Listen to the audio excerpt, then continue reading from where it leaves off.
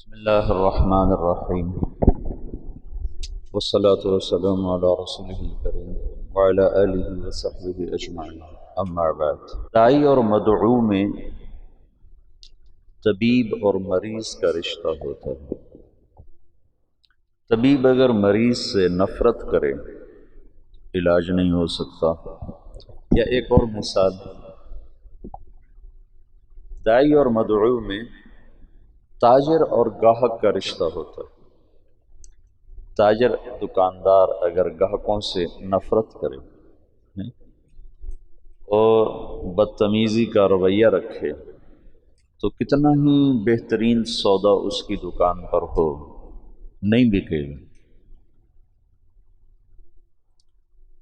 یہی اس سے طاقتور نسبت کے ساتھ داعی کا رشتہ مدعو کے ساتھ ہوتا ہے۔ دعوت دینے والے کا رشتہ، جن کو دعوت دی جا رہی ہے ان کے ساتھ ہمدردی کا، محبت کا، الفت کا ہوتا ہے۔ یہ آیات میری اس بات پر دلالت کرتی ہیں کہ اللہ تعالیٰ کو کہنا پڑا لعلک باخع نفسک علی آثارہم ان لم یؤمنوا بہذا الحدیث اسفا، لعلک باخع نفسک اسفا، تو غم میں ہی مر جائے گا، ان کے غم میں مر جائے گا۔ لعلک باخع نفسک الا یکونوا مؤمنین فلا تذهب نفسک علیہم حسرات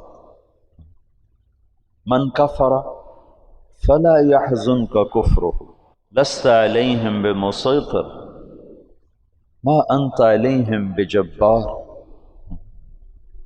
ایک دفعہ میں نے یہ آیات کٹھی کی تھی، بہت زیادہ ہو گئی تھی، جن میں صرف یہ بتلایا جا رہا ہے کہ اللہ کے نبی کو کتنا غم تھا نافرمانوں کے بارے میں۔ آج کے دور کے اہل حق دعوت دینے والے اور جتنے حق سے دور لوگ ہیں، یا کفر کی شکل میں یا اسلام کے لبادے میں باطل عقائد کی شکل میں یا بدعت کی شکل میں یا مذہبی آزادی جس کو غیر مقلدیت کہتے ہیں اس کی شکل میں، اکابر کی گستاخی کی شکل میں، یا صحیح العقیدہ ہو کر شراب، زنا، گانا بجانا، ظلم، ستم، یہ جتنی شکلیں ہیں یہ ساری کی ساری قابل رحم ہیں۔ یہ مدعو ہیں، آپ داعی ہیں۔ آج اہل حق ان سے نفرت کرتے ہیں۔ کتنی یہ حق، یعنی کتنی اصل سے ہٹی ہوئی بات کہ ان سے تو محبت تھی۔ ایک آدمی کفر پہ مر جاتا تو ہمیشہ جہنم میں چلا گیا، ایک آدمی صحابہ کو برا بھلا کہتے ہوئے مر جاتا تو جہنم میں چلا گیا، ایک آدمی قبروں کو سجدے کرتا ہوا مر جاتا تو جہنم میں چلا گیا، ایک آدمی اکابر امت کی گستاخی کرتا ہوا چلا جاتا ہے تو وہ پکڑا گیا، ایک آدمی شراب، زنا میں مبتلا ہو کے مر جاتا ہے تو وہ پکڑا گیا، نمازیں چھوڑ کے مر جاتا ہے، روزے چھوڑ کے مر جاتا ہے تو گرفتار ہو گیا قانون کے مطابق۔ باقی اللہ جس کو چاہے معاف کرتا، یغفر ما دون ذلک لمن یشاء۔ اچھا، یہ جو اس طرح مر رہے ہیں، یہ مرتے ہی کتنے خوفناک انجام کا شکار۔ میرا تایا کا بیٹا تھا، جیسے ذمہ داروں کی زندگی ہوتی ہے ویسے اس کی زندگی تھی، جوانی میں مر گیا۔ میں نے خواب میں دیکھا، خواب میں میت جو کہتا ہے صحیح کہتا ہے۔ میں نے کہا کیا حال ہے؟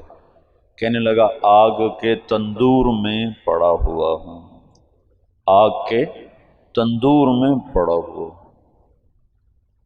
ساری زندگی اس کی غفلت میں گزری، ظلم و ستم نہیں تھا، بہت ہمدرد، بہت رحم دل، غریب پرور، رعایا پرور، بس ذاتی کمیاں بے شمار بہت زیادہ تھی۔ فرائض میں بے انتہا غفلت اور شہوات میں استطالہ۔ کہ میں آگ کے تندور میں ہوں، تو یہ قابل رحم ہے یا قابل نفرت ہے؟ آج کے مناظرانہ ذہن نے تمہیں دعوت کے غم سے ہٹا کر نفرت کے کانٹوں میں الجھا دیا۔ مناظرانہ ذہن کا یہ کم سے کم نقصان ہے، زیادہ تو اس سے یہ کم سے کم نقصان ہے کہ جن سے نفرت، جن سے محبت کرنی تھی ان سے نفرت شروع کرتے۔ تعالوا الى کلمۃ سواء بیننا وبینکم الا نعبد الا اللہ۔ یہ آیت تمہیں کیا اصول بتا رہی کہ جن چیزوں میں تم مشترک ہو ان کو مضمون دعوت بناؤ۔ رفع یدین کو مضمون دعوت نہ بناؤ، نماز کو مضمون دعوت بناؤ۔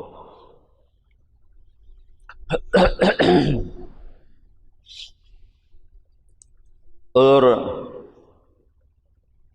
ان انتم الا بشر مثلنا، تو آگے نبی کہہ رہے ہیں ان نحن الا بشر مثلکم، کہ ٹکراؤ کی بات نہ کرو، جس چیز کو وہ مانتے ہیں تم اس کی بات کرو، وہاں سے اگلی بات تک تو تم پہنچ جاؤ گے، پہلے موقع پر ہی ان کی ٹھکرا دو تو تم نے ان کو اپنے سے دور کر دیا، متنفر کر دیا۔ داعی اور مدعو جتنے کفر ہیں کی شکلیں ہیں، جتنی باطل کی شکلیں ہیں، جتنے غلط عقائد کی شکلیں ہیں، جتنی ہوا نفس پرستی کی شکلیں ہیں، یہ سب وہ لوگ ہیں جنہیں تم نے دعوت دینی ہے۔ یہ مدعو، تم داعی، اور تم ان سے نفرت کرنے لگ جاؤ اور ان کو غلط کہنے پہ تل جاؤ۔ غلط کہنا وقت کی ضرورت ہے یا انہیں گمراہی سے نکالنا وقت کی ضرورت ہے؟ تم غلط ہو، تم غلط ہو، تم غلط ہو، تم شرابی ہو، تم شرابی ہو، اسے نہیں پتا میں شرابی ہوں۔ تم سود خور ہو، تم سود خور ہو، اسے معلوم نہیں میں سود خور ہوں، میں سود کھاتا ہوں۔ جھوٹے پر اللہ کی لعنت، سود کھانے والے پر اللہ کی لعنت، اور اس کو سنا رہے ہو تو تمہارے قریب کیسے آئے گا؟ اور نبی کا مضمون کیا ہے؟ لِتُخْرِجَ النَّاسَ مِنَ الظُّلُمَاتِ إِلَى النُّورِ،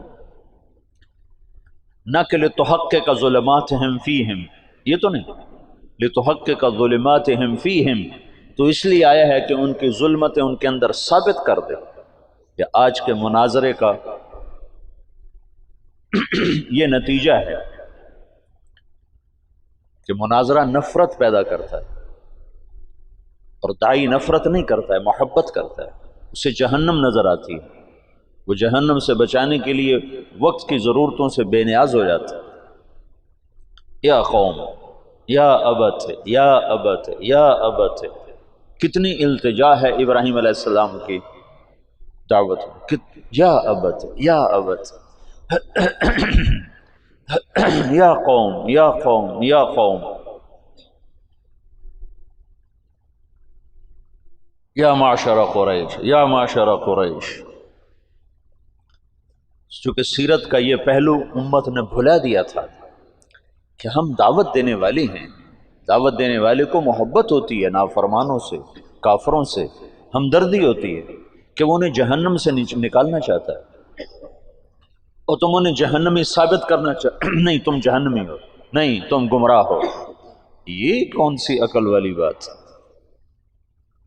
معترض کا جواب نہیں ہوتا، میں نے رات بھی بتایا تھا، سائل کا جواب ہوتا۔ دعوت دینے والا ایسی بات کرتا ہے کہ وہ پیٹھ پیچھے چھپ کر کہتے ہیں باتیں تو سچی کرتا ہے، ابو جہل جیسا کہہ رہا ہے سچا پر میں مانوں گا نہیں۔ کیا خوبصورت مضمون دعوت ہے کہ سب سے بڑا اعداء عدو الاسلام کہتا ہے سچا مانوں گا نہیں۔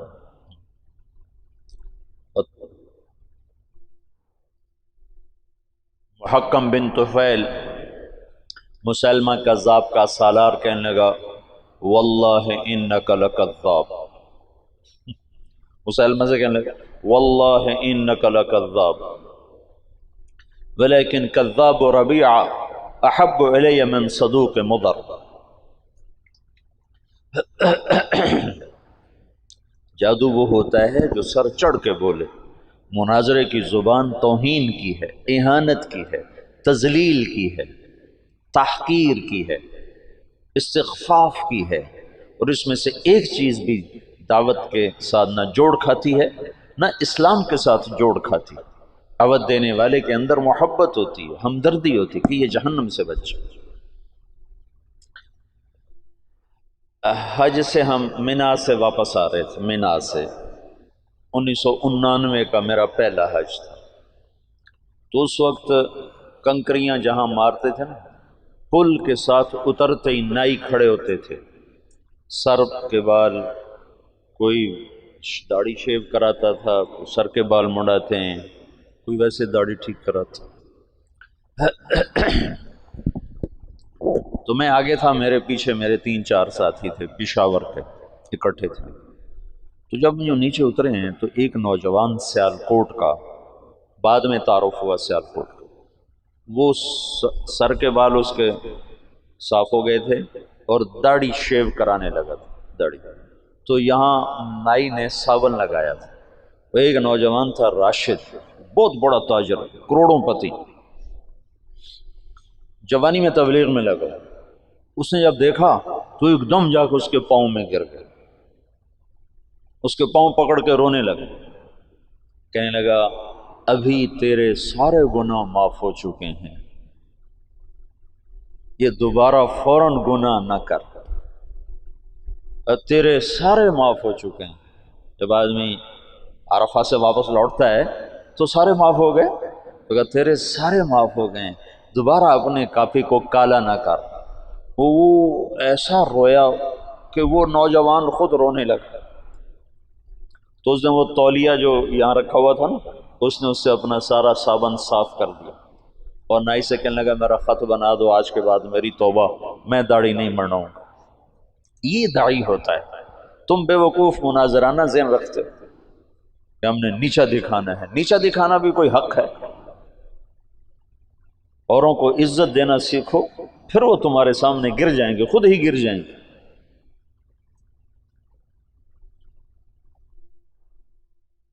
دعوت دینے والے کے اندر سراسر ہمدردی ہوتی. یہ جو کیا کریں، طرز تعلیم ایسا ہے کہ طبیعت مناظرانہ بن جاتی ہے، حسن اخلاق. میں تو کھپتا رہتا ہوں کہ تمہیں یہ پہلو تمہارے سامنے لانے کی کوشش کرتا رہتا ہوں. جو تم میں سنے گا، کرے گا، انشاءاللہ اس کا نفع اٹھائے گا. جو نہیں کرے گا، دنیا بھری پڑی ہے کانٹوں سے، ایک کانٹے کا اور اضافہ ہو جائے گا.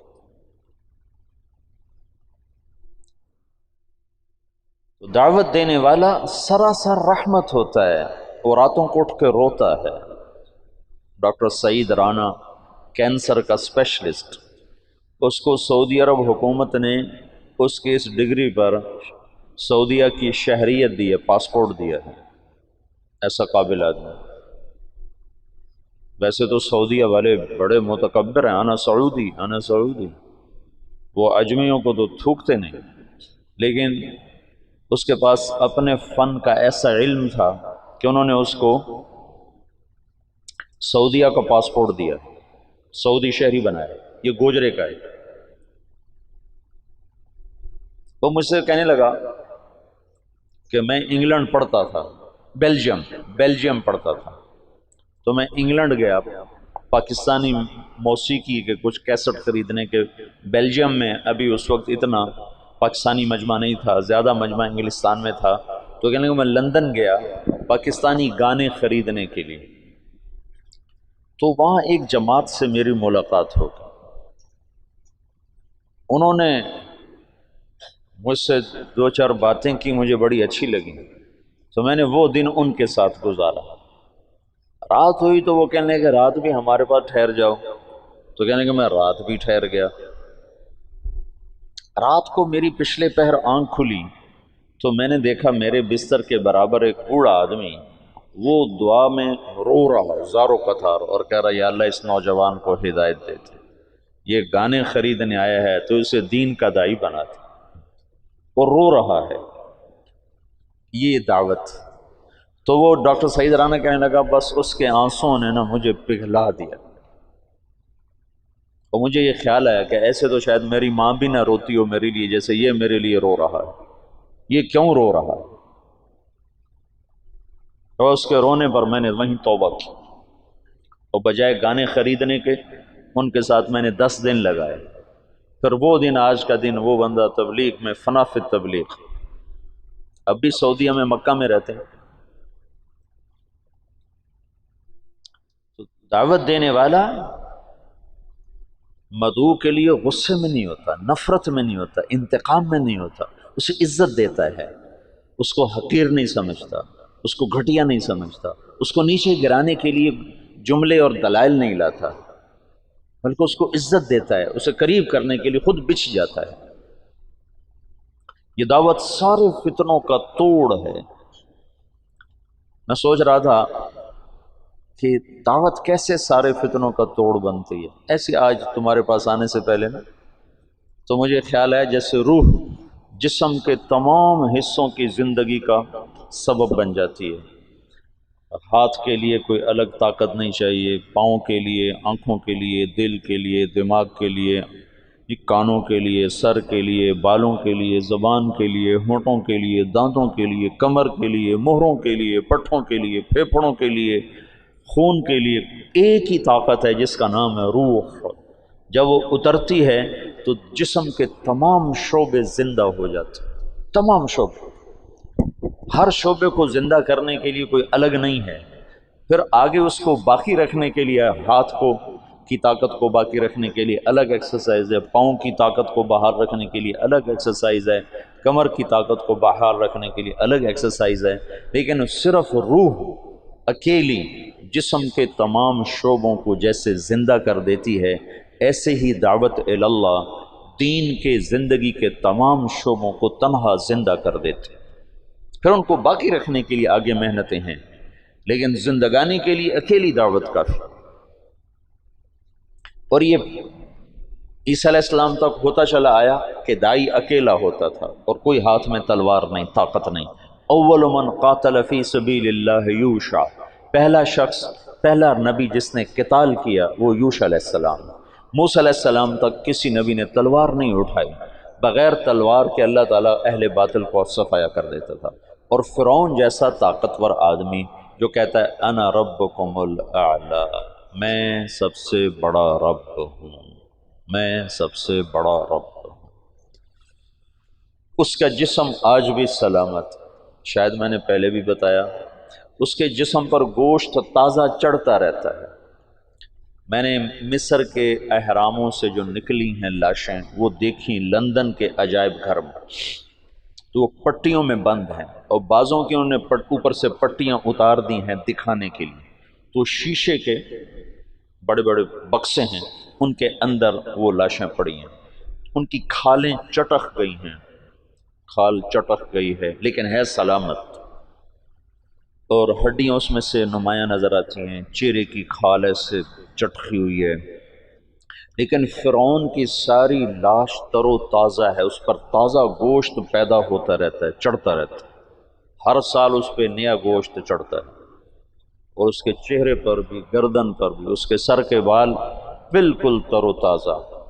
پھر انہوں نے وہاں جب وہ زیادہ ہو جاتا ہے تو وہیں چوہے رکھے ہوئے ہیں، چوہے جو اس پہ چھوڑے جاتے ہیں، ہر سال 15 مارچ کو اس کی لاش کو نکالا جاتا ہے اور اس پر چوہوں کو چھوڑا جاتا ہے جو اس کو اوپر سے سارا گوشت نوچ لیتے ہیں جو ضرورت سے زیادہ ہوتا ہے، باقی کو پھر وہ دوائیاں لگا کر اور خوشبوئیں لگا کر اور کپڑے میں بند کر کے پھر اس میں ڈال دیتے ہیں۔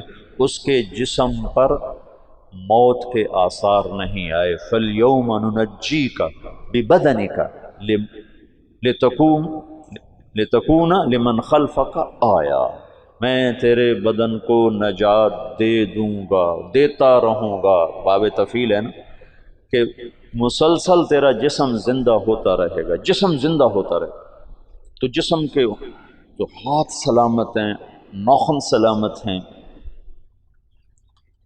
تو فرعون جس نے کہا میں رب ہوں، اس کو زیر کرنے کے لیے بھی صرف ایک موسیٰ گئے تھے اپنے بھائی ہارون کے ساتھ، کوئی لاؤ لشکر لے کر نہیں گئے تھے۔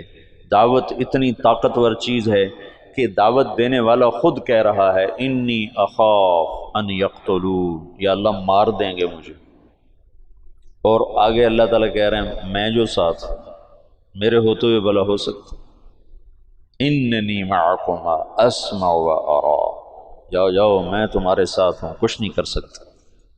تو عیسیٰ علیہ السلام تک آپ دیکھو کہ ہر داعی اکیلا آیا اور سامنے ایک ٹھاٹھے مارتا ہوا انسانوں کا سمندر ہے، لیکن نبی کی بات غالب آئی اور اللہ نے نہ ماننے والوں کو پکڑا۔ منہم من اخذتہ الصیحہ منہم من ارسلنا علیہ حاصبا منہم من خسفنا بہ الارض ومنہم من اغرقنا۔ یہ اللہ تعالیٰ نے اپنی پوری تاریخ کو 4 جملوں میں بیان کر دیا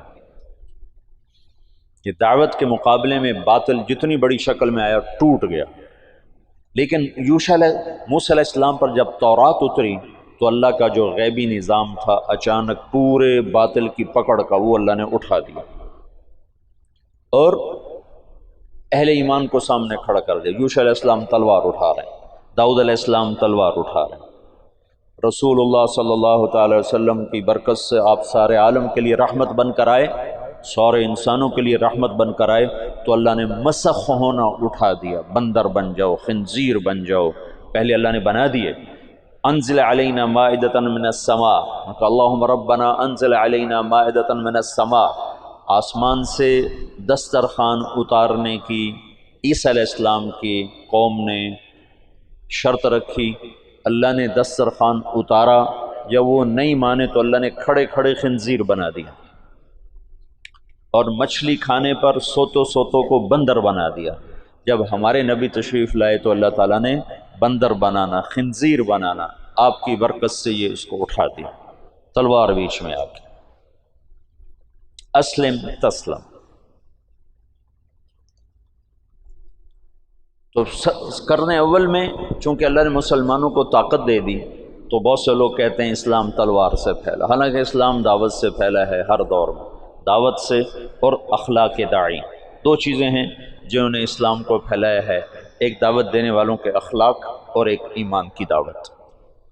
لیکن ایک نمونہ 7ویں صدی میں اللہ تعالیٰ نے خالصتاً دعوت کے ذریعے سے دنیا کی سب سے بڑی سیاسی طاقت کو زیر کیا، یہ اللہ نے دکھایا تاکہ آنے والی نسلوں میں بطور حجت کے ایک داستان باقی رہے کہ اگر امت دعوت دینے کو اپنا وظیفہ بنا لے تو بڑے سے بڑا باطل ٹوٹ سکتا ہے، مقابلے سے نہیں ہوگا، مقابلے سے نہیں ہوگا، مناظرے سے نہیں ہوگا، ضد پیدا ہو جائے،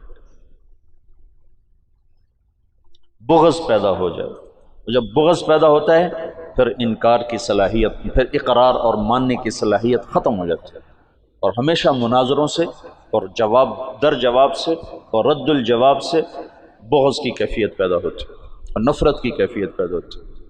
تم ہارنا سیکھو، ہارنا، جی آپ جیت گئے میں ہار گیا، تو تمہیں کوئی ہرا نہیں سکتا۔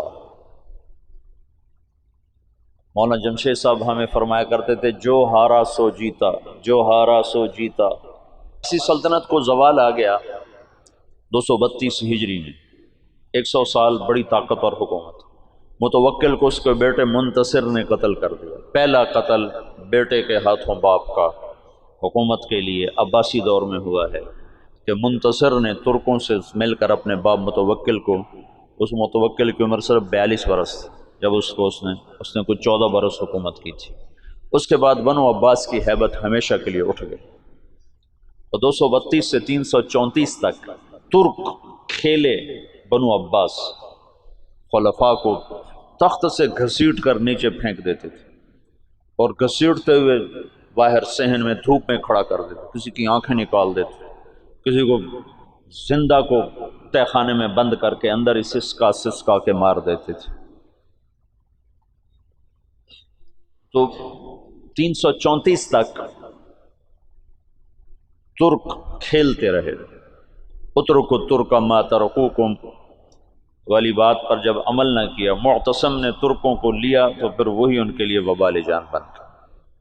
پھر 334 سے 446 تک شیعوں نے حکومت کی، ایرانی، ابو شجاع تھا دہلوی، اس کے 3 بیٹے تھے، رکن الدولہ، معز الدولہ، عماد الدولہ، تینوں مچھیرے تھے، مچھیرے مچھلی پکڑتے تھے۔ ابو شجاع نے خواب دیکھا کہ اس نے پیشاب کیا ہے، اس سے آگ نکلی، اوپر جا کر 3 شعلوں میں تقسیم ہو گئی، اور وہ شعلے چھوٹے چھوٹے انگاروں میں تقسیم ہو گئے۔ تو اس نے ایک کاہن سے پوچھا کہ میں نے یہ خواب دیکھا ہے، اس کی تعبیر۔ اس نے کہا تیرے تینوں بیٹے بادشاہ بنے۔ تو اس نے جوتا نکال کے اس کی پٹائی شروع کر دی، اور اپنے بیٹوں سے کہا مارو خبیث کو کہ ہماری غربت کا مذاق اڑاتا ہے، چارے پیو پترا چنگی مجائی کی تھی۔ جب اس کو اچھی طرح صاف کر لیا نا، پھر کہنے لگے چلو ایک مچھلی اس کو دے دو، بیچارے کو بہت مارا ہے۔ تو اس کو ایک مچھلی انہوں نے دے دی۔ 20 سال بعد یہ تینوں بیٹے بادشاہ بن چکے تھے، اور 25 برس میں پوری اسلامی سلطنت ان کے نیچے آ چکی تھی، اور ساری اسلامی سلطنت پر شیعہ قابض تھے۔ مصر اور تمہارے استاد کا دیش شمالی افریقہ سارا یہ اسماعیلی شیعہ، اور شام، عراق، صرف یہ ہندوستان بچا ہوا تھا۔ ہندوستان، یہاں ہندوستان میں اس وقت اسلامی سلطنت کا ایسا قیام بھی نہیں تھا۔ سندھ میں تھی اسلامی سلطنت، اس میں اثنا عشری شیعہ۔ 446 میں سلجوق کھڑے ہوئے، طغرل بیگ کے ذریعے سے اللہ تعالیٰ نے تمام شیعہ کا اخراج کیا، اور اہل سنت والجماعت کا اقتدار قائم ہوا 590 تک۔ 590 تک، 446 سے 590۔ ملک شاہ کے مرنے پر زوال آ گیا سلجوقیوں کو۔ سلجوقوں نے بڑی خدمت کی ہے اسلام کی، لیکن بعد میں آپس کی لڑائیوں نے انہیں تباہ و برباد کر دیا۔ تو علب ارسلان تھا ملک شاہ کا والد، بڑے عبرت کا قصہ اس لیے سنا ہے، ملک شاہ کا والد تھا۔ تو وہ جا رہا تھا چین فتح کرنے، چین۔ تو راستے میں ایک اس کا قلعہ تھا، اس کے جو قلعے کا جو منتظم ناظم اعلیٰ تھا اس کو بلوایا، اس نے کوئی گستاخی کر دی، تو علب ارسلان کو غصہ آیا اور اس نے اس کے قتل کا حکم دی۔ تو وہ آگے کہنے لگا ارے مخنث، میں ایسے ہی قتل کر دیا جاؤں گا؟ تو علب ارسلان کو اور غصہ چڑھا، تو اس نے جلاد کو ہٹا دیا اور خود تیر کمان اٹھا کے اس کو تیر مارا، ایسے سامنے کھڑا ہوگا۔ تقدیر اللہ کی غالب تھی۔ علب ارسلان اس وقت تمام ترکوں میں سب سے نشانے باز تیر انداز شمار ہوتا تھا تمام، اور اس سامنے کھڑے پر تیر خطا چلا گیا۔ تو اس کو غصہ چڑھا، اس نے اپنا تلوار نکالی اور آگے بڑھا خود قتل کرنے کے لیے۔ تو اپنے ہی جو اس نے شاہی عبا ہوتی ہے اس میں اس کا پاؤں اٹک گیا، تو اس سے وہ گر کے اس کے سامنے جا پڑا، تو اس نے وہاں سے چھلانگ لگا، خنجر نکال کر سیدھا اس کے دل میں اتار دیا۔ بعد میں وہ تو قتل ہو گیا، تو اس کو اٹھا کے بستر پہ ڈالا گیا۔ تو اس نے وصیت کی کہ میرے بعد میرا بیٹا ملک شاہ بادشاہ ہوگا، اور نظام الملک اس کا وزیر ہوگا، اور اس کی ساری تدبیر وہ دیکھے گا جب تک یہ بالغ نہیں ہوتا۔ پھر اس نے کہا میں تمہیں آج ایک بات بتاتا ہوں۔ میں ایک بڑے شیخ کی خدمت میں گیا تھا، میں نے ان سے کہا تھا مجھے کچھ نصیحت کرو، تو انہوں نے مجھے فرمایا تھا کبھی بھی عجب میں مبتلا نہ ہونا، اور کبھی دشمن کو کمزور نہ سمجھنا۔ کہ یہ 2 باتیں مجھے کہی، دشمن کو کمزور نہ سمجھنا، عجب میں مبتلا نہ ہونا۔ کہ کل شام کو میں ٹیلے پر کھڑا ہوا، اپنے لشکر کو دیکھ رہا تھا، تو میری جی میں آ رہا تھا پوری دنیا میں مجھ سے بڑا بادشاہ کوئی نہیں۔ اور یہ بات ٹھیک تھی، فعلاً ٹھیک تھی، پوری دنیا میں مجھ سے بڑا بادشاہ کوئی نہیں۔ اللہ تعالیٰ نے مجھے دکھایا کہ تجھ سے بڑا اللہ ہے، اللہ ہے۔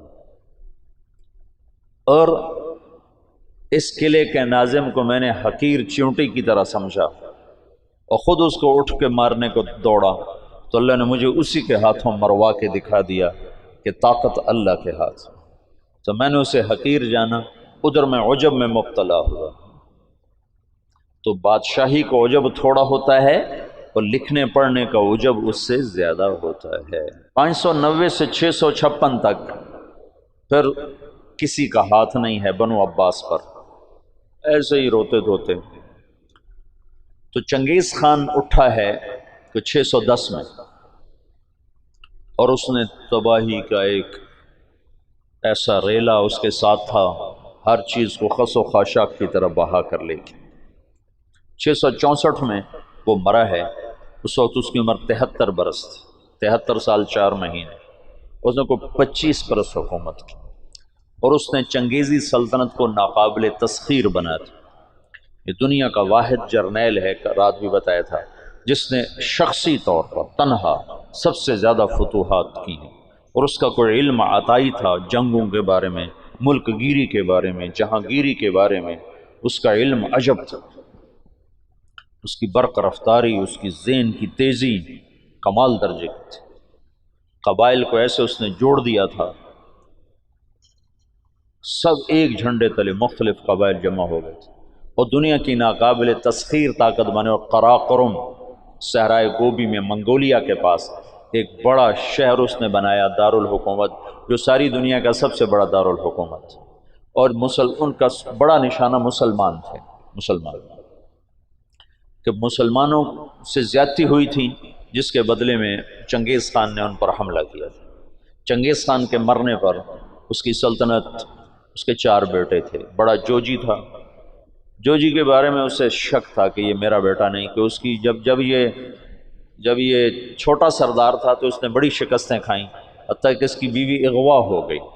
جب وہ واپس آئی تو حاملہ تھی، لیکن اس نے بورتائی خاتون اس کا نام تھا، اس نے ہمیشہ اس کو عزت دی اور اس بیٹے کو اپنا ہی بیٹا سمجھا، اس کا نام جوجی۔ 3 بیٹے اس کے سامنے پیدا ہوئے، اغدائی اور چغتائی اور طولوئی۔ تو اس نے اغدائی کو اپنا جانشین بنایا، اور جوجی کو روس کی سلطنت دی، روس کی، اور چغتائی کو اس نے منگولیا کی طرف کا اور چین کی طرف کا علاقہ دیا، اور جو طولوئی تھا اس کو یہ نیچے آذربائیجان سے نیچے ایران اور یہ شام، یہ علاقے اس نے 4 حصوں میں اس نے اپنی سلطنت کو تقسیم کیا، اور اغدائی کو سب سے بڑا سردار بنایا۔ اغدائی کے دور میں فتوحات کا رخ مسلمانوں سے ہٹ کے یورپ کی طرف چلا گیا، تو ان کا ایک سالار تھا سوبدائی بہادر، سوبدائی، وہ پولینڈ تک پہنچا، پولینڈ تک، لیکن اس میں کوئی ایسی سلطنتیں تھیں نہیں، ایسی چرواہے سے بیچارے غریب لوگ، تو وہ پولینڈ تک اس نے چنگیزی سلطنت کو پھیلا دیا۔ اب یہ وہ ہاتھی ہے جس کے سامنے ساری دنیا کے بادشاہ چیونٹی اور چوہے کی طرح، انہیں میدان جنگ میں ہرانے کی کوئی شکل نہیں۔ تو اسلام کی شکل یوں تھا کہ اب بجھا، اب بجھا، اب بجھا، لیکن اللہ نے دین کو باقی رکھنا ہے تو انسانوں کو بھی باقی رکھنا ہے جو مسلمان کہلائیں۔ جب اغدائی مرا ہے تو اس کا بیٹا تھا قیوق، وہ حکمران بنا، وہ بہت رحم دل تھا، اس نے جنگیں روک دیں اور مسلمانوں کو اپنی سلطنت میں شامل کیا، تو اس کی وجہ سے ساری تاتاری سلطنتوں میں مسلمانوں کے بارے میں نرم گوشہ پیدا ہو۔ اب نامعلوم تاریخ کے گمنام سپاہی ہیں جو اتنے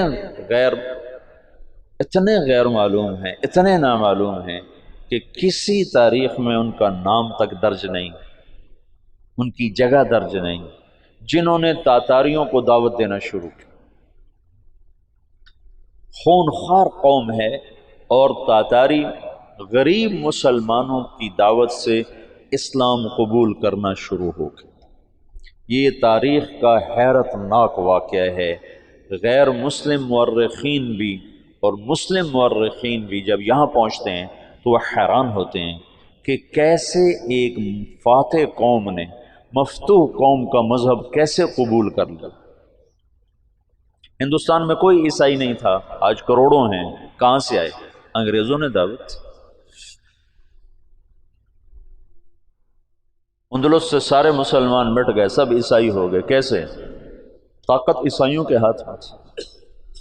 تو یہ ایک عجب واقعہ ہو رہا ہے کہ طاقت جن کے ہاتھ میں ہے وہ اسلام کے سب سے بڑے دشمن ہیں، اور اسلام اور مسلمان ان کے لیے سب سے مبغوض چیز ہے، اور پھر وہ انہی کا کلمہ پڑھتے جا رہے ہیں۔ یہ 7ویں صدی میں ہو چکا ہے۔ آج کا چنگیز کسی اور شکل میں ہے، کسی اور نام کے ساتھ ہے، آج کا ہلاکو کسی اور شکل میں ہے، کسی اور نام کے ساتھ ہے، لیکن آج بھی وہی ہوگا جو 7ویں صدی میں ہو چکا ہے۔ ہم ان کو سیاسی میدان میں، جنگی میدان میں شکست نہیں دے سکتے، کہ وہ سائنس ٹیکنالوجی میں وہاں پہنچ چکے ہیں جہاں ہم اور جنم لے کر بھی نہیں پہنچ سکتے۔ لیکن ایک راستہ ہمارے پاس پڑا ہے، ہم ان کو دعوت دیں۔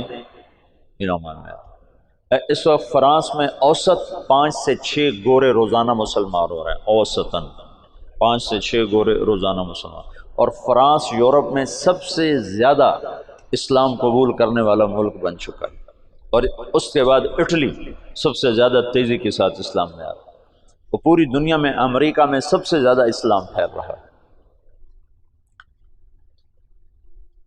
دعوت ایسی چیز ہے جو چیونٹی سے ہاتھی کو مروا دیتی۔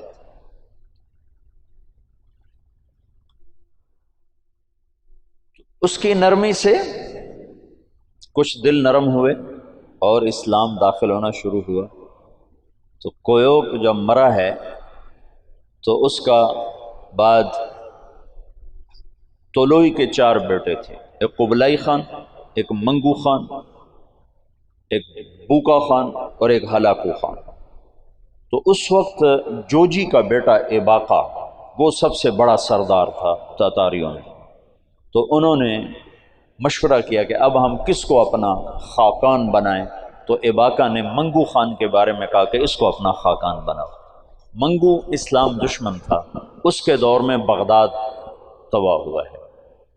جب بغداد پہ حملے کا لشکر نکلا ہے تو یہ جو مسلمان دائی تھے یہ جوجی کی نسل میں اپنا کام دکھا چکے تھے، اور جوجی کا پوتا برکا خان مسلمان ہو گیا۔ ان کی دعوت پر ایک وزیر مسلمان ہوا۔ وزیر کو جب موقع ملتا برکا خان کو اسلام کے فضائل سناتا، اس کو باتیں بڑی اچھی لگتی، پھر وہ پوچھتا تمہیں یہ باتیں کون بتاتا ہے؟ تو پھر وہ بڑے مناسب طریقے سے کہتا کہ یہ مسلمانوں کا دین ہے، یہ مسلمان بتاتے ہیں۔ پھر اس نے کہا مجھے مسلمانوں کا کوئی وفد ملاؤ۔ پھر ایک وفد اس سے ملا، انہوں نے اسلام کی دعوت دی، اسلام کے بنیادی اصول بتائے، تو برکا خان مسلمان ہوا۔ روس آج بھی دنیا کی سب سے بڑی سلطنت ہے، اس وقت بھی روس بہت بڑی سلطنت تھا، تو جتنا روسی مغل تھا اور چنگیزی تھا وہ برکا خان کی برکت سے سارے کا سارا مسلمان ہو گیا۔ کوئی تلوار نہیں۔ ہلاکو جس نے بغداد کو تہ تیغ کر کے رکھ دیا، 15 لاکھ آدمی ذبح کرتے، 658 میں پھر اس نے مصر پہ چڑھے، اس دوران حلب، شام، دمشق کو اس نے اینٹ سے اینٹ بجا دی۔ پھر 658 میں وہ دمشق مصر کی طرف حملہ آور ہوا۔ تو مصر پر اور ہندوستان پر، حالانکہ یہ دونوں ملک کے لوگ کو اتنے دلیر نہیں تھے جتنے کہ شام، عراق، یہ جو جنگجو قومیں تو یہاں تھیں، عرب، اور مصر تو مخلوط قوم تھی، ہندوستان مخلوط قومیں تھیں، لیکن کوئی اللہ کی قدرت ہے، نہ ہندوستان پہ مغل حاوی ہو سکے نہ مصر پہ حاوی ہو سکے۔ دونوں جگہ ہندوستان والوں نے تو طاقت سے، اور اللہ کی مدد تو دونوں کے ساتھ تھی، اور مصر والوں نے سیاست سے۔ 658 میں ہلاکو خان نے مصر پہ حملے کے لیے فوج نکالی تو اس کا بھائی منگو خان مر گیا۔ منگو کے مرنے پر یہ قانون تھا کہ جو تاتاری جہاں پر ہے جب خاقان اعظم مر جائے تو سب قراقرم پہنچیں تاکہ اگلے خان کا انتخاب کیا جا سکے، اگلے خاقان کا انتخاب کیا جا سکے۔ تو وہ وہاں سے نکلا، تو اس کی بیوی تھی وہ عیسائی ہو چکی تھی، دوقوزہ، اور اس کا سالار تھا کتبوغا، وہ بھی عیسائی ہو چکا تھا۔ وہ مسلمانوں پر بہت ظلم اٹھاتے تھے، بہت ظلم اٹھاتے تھے، اور ان دونوں نے بڑی کوشش کی کہ ہلاکو خان عیسائی ہو جائے، لیکن وہ عیسائی نہیں ہوا۔ تو انہوں نے اس کی منت کی کہ تم واپس نہ جاؤ، مصر کو فتح کر لو۔ وہ تو مر گیا، اب تو پہنچ بھی نہیں سکتے ہیں، تو تم بعد میں جانا، پہلے مصر فتح کرو۔ اس نے کہا نہیں، یہ چنگیز خان کا قانون ہے، میں اسے پورا کروں۔ اور اس نے ایک لشکر کا حصہ شام میں چھوڑا، فلسطین میں، اور 2 حصے لے کر وہ واپس چلا گیا قراقرم کی طرف۔ تو اس موقع سے فائدہ اٹھا کر مصر والوں نے خود حملہ کر دیا۔ تو عین جالوت پر 658 میں رمضان میں یہ جنگ لڑی گئی، اور 40 سال کے بعد مسلمانوں کو پہلی فتح نصیب ہوئی، اور اس میں قتبوغا گرفتار ہوا۔ تو وہاں مصر میں اس کو ٹکڑے ٹکڑے کر کے ختم کیا گیا، پر وہ ایسا کم وقت تھا کہ بوٹی بوٹی ہو گئے، پر اس نے سی نہیں کی، اف نہیں کی۔ انہوں نے کہا کیا تاتاری عورتوں نے بچے جننے بند کر دیے جو میرا کوئی بدلہ نہ لے گا؟ میرا بدلہ لینے والے ضرور آئیں گے، لیکن اللہ نے وہ موقع نہ دیا۔ برقع خان ایمان لا چکا ہے۔ جب ہلاکو چلا ہے، وہ قراقرم کے قرولتائی اس کو کہتے تھے، قرولتائی کانفرنس، اس کانفرنس کے لیے چلا ہے، تو اس وقت قبلائی طولوئی کے 4 بیٹے تھے، تو منگو بنا تھا، تو منگو کی جگہ بوقا خان موجود تھا قراقرم میں، وہ خود ہی خاقان بن گیا۔ تو قبلائی کو پتہ چلا تو وہ پھر فوج لے کر آیا، اور اس نے اپنے بھائی کے ساتھ پہلی دفعہ تاتاری آپس میں لڑنا شروع ہوئے، اور ان کی ہیبت میں کمی آئی، اور قبلائی خان نے بوقا کو شکست دی اور قراقرم پہ قبضہ کیا۔ پھر ان بھائیوں میں آپس میں بہت لڑائیاں ہوتی رہیں تخت کے لیے۔ آخر میں قبلائی خان غالب آیا، اور اس نے اپنے بھائی کو قید کر لیا، پھر قید میں وہ مر گیا بوقا، اور اس نے قراقرم کی بجائے چین کو اپنا دارالحکومت بنایا، چین فتح کیا اور چین کو اپنا دارالسلطنت بنایا۔ جب ان جنگوں سے فارغ ہوئے تو ہلاکو خان نے حملہ کیا مصر پر، تو برقع خان کو خط لکھا رکن الدین بیبرس نے کہ تم ہماری مدد کرو، تم بھی مسلمان ہو، ہم بھی مسلمان۔ تو پھر برقع خان نے ہلاکو کو خط لکھا کہ تم مسلمانوں پہ حملہ نہ کرو ورنہ میں تم پہ حملہ کروں گا۔ تو ہلاکو نے اسے خط لکھا کہ تم نے چنگیز کا قانون نہیں پڑھا کہ تاتاری آپس میں نہیں ٹکرایا کرتے؟ تو اس نے اس کو جواب دیا کہ وہ بھی کافر تھا، تو بھی کافر ہے، تو حملہ کرے گا میں تیرے اوپر حملہ کروں۔ جب وہ مصر پہ حملہ آور ہوا تو برقع خان ہلاکو پہ حملہ آور ہوا، تو اس نے ہلاکو کو شکست دی، اور مصر اس تسلط سے نکل گیا۔ پھر ان دونوں بھائیوں کی، چچا زاد بھائیوں کے آپس میں لڑائیاں ہوئیں، جس میں ہلاکو کو آخر میں شکست ہوئی، اور اس غم سے وہ بھی 42 سال کی عمر میں فالج کے مرض سے مر گیا۔ اس کا پوتا ہلاکو کا پوتا نکودار اس کا نام تھا، پہلے وہ عیسائی ہوا، عیسائی، اور اس نے اپنا نام نکودار رکھا۔ یہ نکودار خاقانی نام نہیں ہے، لیکن بعد میں اللہ نے اس کو اسلام کی دولت دی تو مسلمان ہو کر اس نے نام احمد خان رکھا۔ ہلاکو کی نسل میں اسلام داخل ہو گیا، کوئی تلوار نہیں چلی۔ کون گمنام تھے جنہوں نے ان کو دعوت دی؟ تبلیغ کی طاقت بتا رہا ہوں۔ یہ جو جوشیلے لوگ ہیں نا تحریکوں، ایک تبلیغ سے کیا ہوگا، صرف تبلیغ سے کیا ہوگا، نری تبلیغ سے کیا ہوگا، نرے بستر اٹھانے سے کیا ہوگا، یہ بتا رہا ہوں کہ نری تبلیغ سے کیا ہوا۔ 7ویں صدی کے چنگیز کلمہ پڑھ گئے، آج کے چنگیز بھی کلمہ پڑھیں گے، زندہ رہو گے تو دیکھو گے۔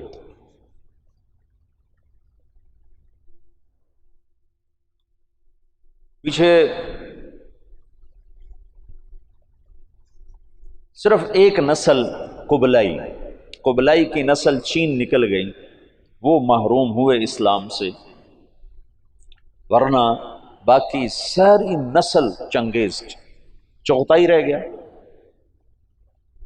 چغتائی کا پڑپوتا تیمور تغلق، وہ جلال الدین رحمت اللہ علیہ کے ہاتھوں متاثر ہوا اسلام سے، اور ان کے بیٹے رشید الدین کے ہاتھوں اس نے کلمہ پڑھا۔ وہ اس وقت منگولیا کی طرف حکمران تھا۔ تو یہ آخری تاتاریوں کا قلعہ باقی تھا، تو اس میں ایک آدمی نے سراغ کیا، ایک آدمی رشید الدین، جلال الدین رشید الدین۔ تیمور تغلق شکار کو نکلا تو آگے جلال الدین مل گئے راستے میں، تو ان مسلمانوں کی شکل حلیہ تو پہچانا جاتا ہے کہ یہ مسلمان مل گیا، آج تو میرا دن خراب گزرے گا۔ کہنے لگا تم سے تو ہمارا کتا ہی اچھا ہے۔ تو جلال الدین کہنے لگے ہاں واقعی اگر میں ایمان پہ نہ مروں تو تیرا کتا ہی اچھا ہے۔ تو تیمور کہنے لگا ایمان کیا ہوتا ہے؟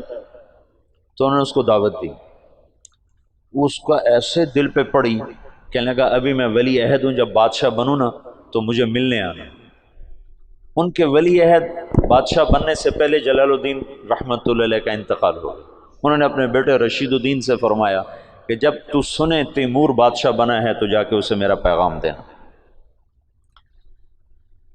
یہ پہنچے اس کے بادشاہ بننے پر، تو اس تک رسائی نہیں ہو سکی، بڑی کوشش کی، کسی نے دربار میں جانے نہیں دیا۔ تو انہوں نے ایک دن کیا کیا، اس کے محل کے قریب جا کر یہ سورج کی پوجا کرتے تھے، تو سورج نکلنے والا تھا تو انہوں زور سے اذان دی، تو تیمور کے کانوں میں آواز پڑی، عجب، انہوں نے کہا یہ کون کیا کہہ رہا ہے، نہ آشنا آواز نہ آشنا کلمات کا، پکڑو اسے۔ تو پکڑ کے لایا گیا تو پتہ چلا کہ جو رشید الدین صاحب ہیں، جلال الدین کے بیٹے ہیں، انہوں نے دعوت دی، اس نے کلمہ پڑھا، اس نے اپنے وزراء کو بلایا کہ میں مسلمان ہو چکا ہوں، تم میرے ساتھ کلمہ پڑھو، وہ بھی مسلمان ہو۔ پھر اس نے اپنے سالار کو بلایا کہ میں مسلمان ہو چکا ہوں، تم بھی مسلمان ہو۔ اس نے کہا یہ میرے غلام سے لڑائی لڑے، کشتی کرے، اگر یہ اس کو گرا دے تو میں کلمہ پڑھ لوں گا۔ تو تیمور نے کہا تم دلائل سنو، تم کشتی کو اسلام کے ساتھ کیا جوڑتے ہو؟ انہوں نے کہا میں لڑائی کی دلیل جانتا ہوں، اس کے علاوہ کوئی دلیل جانتا نہیں۔ اس کے غلام کا نام تھا جراش، اور وہ کیا بلا تھی، وہ 5 سالہ اونٹ کو جو بیٹھا ہوتا تھا اس کو دونوں ہاتھوں پہ اٹھا کر یوں لے جاتا تھا۔ 5 سال کے اونٹ کو، تم سے یہ سلیپنگ بیگ نہیں اٹھائے جاتے 5 سالوں۔ اب اس کے ساتھ رشید الدین صاحب کیا لڑیں گے؟ تو انہوں نے کہا نہیں میں لڑوں گا انشاءاللہ، کشتی کروں گا کل اس کے ساتھ۔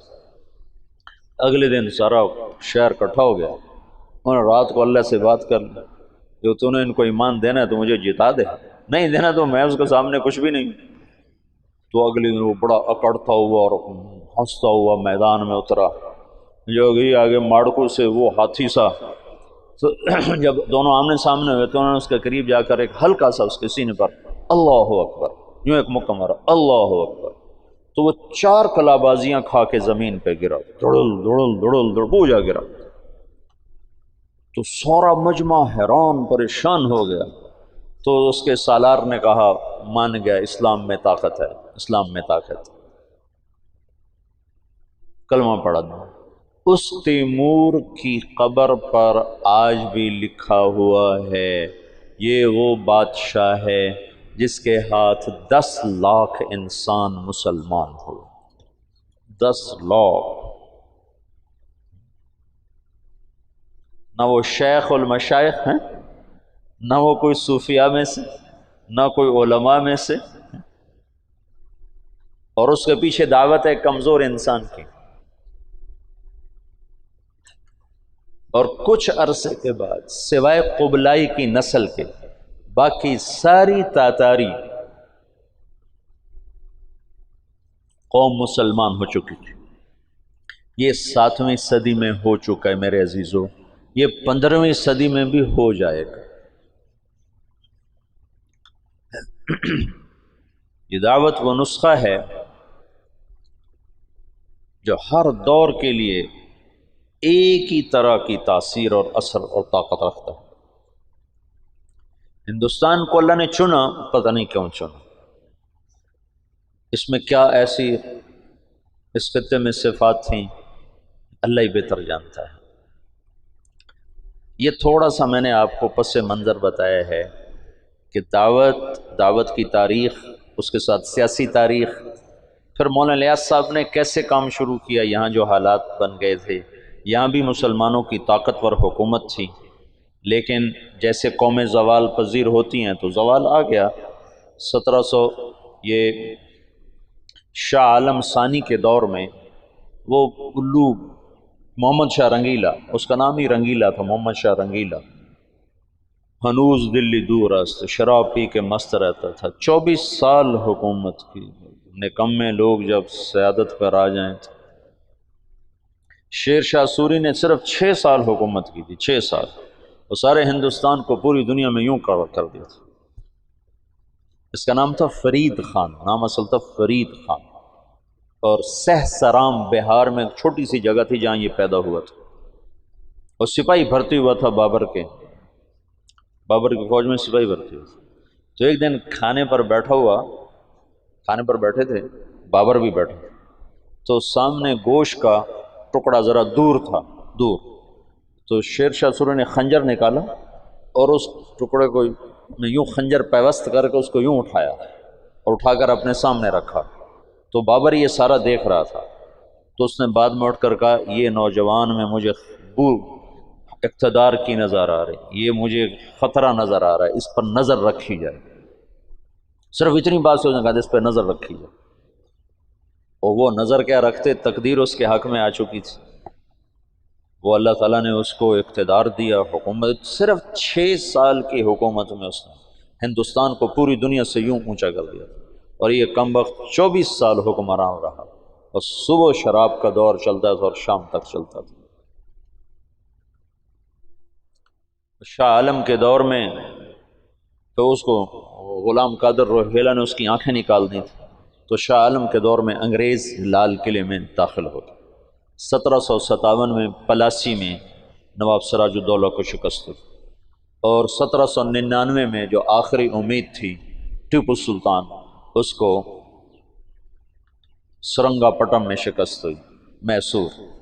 یہ اس کا جو باپ تھا نا حیدر علی، یہ چنیوٹ کا تھا، چنیوٹ کے پاس ایک جگہ یہاں کا تھا، یہاں سے پھرتے پھراتے دکن پہنچا، وہاں سپاہی بھرتی ہوا، ہندو راجا کی فوج، سپاہی سے ترقی کر کے سالار بنا، سالار سے حاکم بنا، پھر اس کا بیٹا ٹیپو، دونوں بڑے اونچے لوگ تھے پر ان کی تقدیر ہار گئی تھی۔ تقدیر، میں وہ لندن میں گیا نا پچھلے سال، تو وہ سلطان ٹیپو کی وہ پڑی ہوئی ہے تلوار جس سے وہ آخری وقت لڑتے ہوئے شہید ہوا، اور اس کی ٹوپی جو سر پہ رکھا کرتا تھا، اور اس کی وہ عبا جس میں وہ خون کے چھینٹے اب بھی لگے ہوئے تھے، اور اس کا تخت جس پہ وہ بیٹھا کرتا تھا، اور تخت کے نیچے پاؤں رکھنے کی جو جگہ نا، پاؤں ایسے پاؤں، وہ ایک شیر کا سر تھا، اتنا بڑا سر، خالص سونے سے بنا ہوا، خالص، اور اس کی زبان ایسے باہر نکلی ہوئی، تو اس کے اوپر وہ پاؤں رکھ کے بیٹھا کرتا تھا، اور اس کو ایڈمبرا کے ایک سپاہی نے، وہ تو گولیاں لگ کے ختم تھے، مرے کو مارا تھا، مرے کو مارے شاہ مدار، تو وہ ایک ایڈمبرا کا سپاہی تھا، اس نے اس کو شہید کیا تھا۔ تو سارا ساز و سامان وہاں پڑا ہوا ہے اس کے عجائب گھر میں، دیکھا میں نے جا کے، اس کی شال بھی، اور اس کی ساری وہ کمان بھی، تیر بھی، ساروں نے ایک جگہ پر ایسے لگائے ہوئے ہیں۔ وہ آخری امید تھی مسلمانوں کو، 1799 میں وہ شہید ہوا ہے۔ تو جنرل ہیرس نے کہا ہندوستان ہمارا ہے۔ پھر 1834 میں لارڈ میکالے آیا پہلی دفعہ کہ یہاں کے مسلمانوں کو قابو کرنے کے لیے کیا پالیسی بنائی جائے اور تعلیمی نظام کیسے فٹ کیا جائے۔ پھر 1857 میں ایک آخری کوشش تھی جنگ آزادی کی، جو ایک ہلہ گلہ تھا، کوئی تدبیر نہیں تھی، اس لیے اس نے ناکام ہی ہونا تھا، لیکن اس میں مرزا الہی بخش اور نواب شجاع الدولہ اور نجف خان اور رجب علی خان، یہ سازشی مہرے تھے جو انگریزوں سے ساز باز کر کے انہیں دلی تک پہنچنے کا راستہ ہموار کیا۔ اس کے صلے میں ان کو جاگیریں ملیں، بہت کچھ ملا۔ جنرل بخت خان تھا جو راجپوت تھا، جویا خاندان سے تھا، بخت خان، وہ آخر دم تک لڑا، آخر دم تک لڑا۔ بہادر شاہ ظفر سے اس نے کہا میرے ساتھ نکل چلو، میں دوبارہ لشکر منظم کروں گا، لیکن تقدیر ہار جائے تو کوئی تدبیر کام نہیں آتی۔ تو بہادر شاہ ظفر کے 18 بیٹے تھے، جب انگریزوں نے دوبارہ قبضہ کیا تو 18 کو ذبح کر کے ان کے سر بڑے تھال میں سجا کر بہادر شاہ کو پیش کیے تھے۔ اس وقت اس کی عمر کوئی 83-84 سال تھی۔ اتنے بیٹوں کے کٹے سر دیکھنا تھال میں، پھر اس کو انہیں رنگون جلا وطن کر دیا، وہیں جلا وطنی میں اس کا انتقال ہوا۔ اس کی بیگم تھی، وہ بھی وہیں مری۔ عجب داستان ہے۔ تو اب سیاسی طور پر ابھرنے کے کوئی آثار نہیں تھے، سیاسی طور پر ابھرنے کوئی آثار نہیں تھے۔ اب یہاں سے مولانا الیاس کا دور شروع ہوتا ہے۔ یہ 3-4 دن میں نے تمہیں پچھلا سارا بتایا ہے۔ اب مولانا الیاس صاحب رحمۃ اللہ علیہ نے کیسے اللہ نے ان سے کام لیا، کیسے انہوں نے کام شروع کیا کہ آج تم اور میں اسی کے، یہ شیخ رمضی اسی وجہ سے بیٹھے ہیں۔ کہاں تیونس، کہاں فیصل آباد، اس شخص نے کیا محنت کی کہ جس سے یوں آفاق جڑتے چلے گئے۔ سیاسی پس منظر ایسا تھا کہ آج ختم اور آج ختم۔ انگریز نے کوشش کی یہاں عیسائیت کو پھیلایا جائے اور مسلمانوں کو اندلس کی طرح ختم کر دیا جائے، لیکن اللہ کا غیبی نظام حرکت میں آ چکا تھا۔ غالباً یہ وہ آخری کوشش ہے جو ہر کچے پکے گھر میں اسلام داخل ہوگا۔